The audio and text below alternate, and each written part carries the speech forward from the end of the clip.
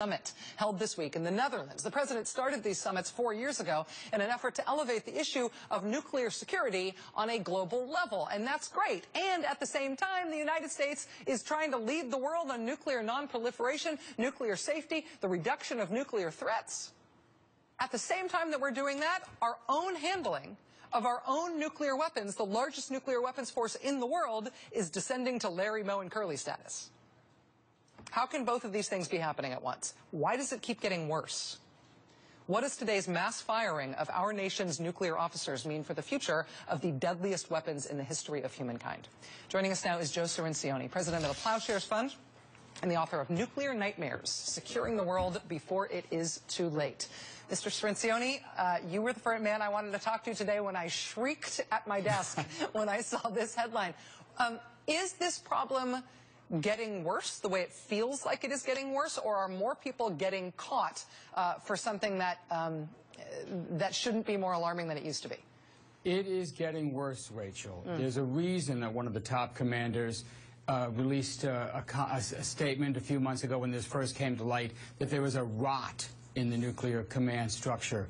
In 2007, the incident at Minot Air Force Base in North Dakota, where we lost track of 6 nuclear missiles for 36 hours, nuclear cruise missiles. Now we have this cheating and drug scandal at Malmstrom. Minot was strike 1, Malmstrom was strike 2. I am very fearful of what strike 3 could look like. When the commander at Malmstrom resigned today, he was allowed to resign. He resigned both his command and from the Air Force. And he wrote a heartfelt letter to the airmen at Malmstrom explaining his decision to resign and essentially excoriating them for nobody coming forward to complain about the cheating, nobody being willing to come forward and say, I know this is happening and I think it's wrong. He described it essentially as an integrity problem. That implies a sort of human failure that's unrelated to the nuclear mission. Do you see this as something that is nuclear specific or a broader problem that doesn't have to do with those missiles? You have to feel for the officers here. I've met many of these nuclear commanders, and they are first-rate, and they are trying to do their job, and it is a thankless mission. We send them to the most remote areas of America.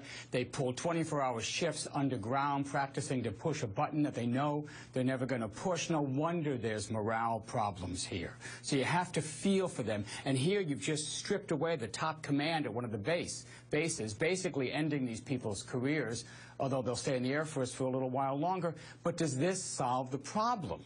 The general who briefed today said that we're not just putting a fresh coat of paint on the problem, but it sure feels like this. They're treating this as a training problem, a procedural discipline, and they're putting in place new training, new procedures, and new disciplinarians, but they're not getting at the underlying cause, the obsolescence of the mission. Why do we have these ICBMs in the first place? They don't help us with Crimea or Afghanistan or Iraq or any real national security problems we have.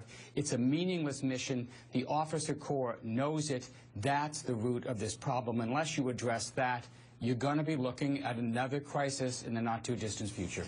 And a crisis in this particular field is a crisis with a capital C. Joe Cirincione, president of the Plowshares Fund, you made me feel worse and not better, but I think it's probably an honest worse, and that's a good thing. Thanks for being here, man. Thank you for covering this, Rachel. It's very important.